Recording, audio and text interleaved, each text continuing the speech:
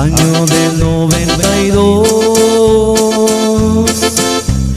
el mero 10 de septiembre, cayó una mala noticia. Eso lo tengo presente, con tristeza y con cariño. Hoy canto yo este corrido, es la tristeza tan grande en el pueblo de Rincón. En un jueves por la noche, una campana sonó a dar la mala noticia. El padre Nieves murió.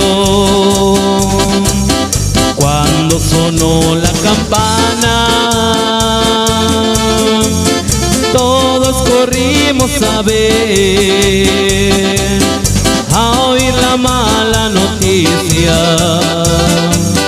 Nadie lo podría creer. Hombres, mujeres y niños, todos fuimos a adorarlo. Él con su Cristo en sus manos, tal vez estaba rezando. Él en su lecho tendido, no parecía estar muerto, tal vez estaba dormido. Eso fuera lo más cierto. Hombres, mujeres llorando ante su caja muertoria, todos estaban rezando.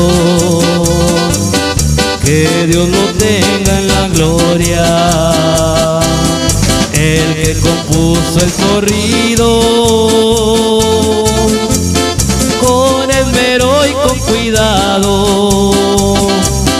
El padre Nieves le puso el muerto resucitado.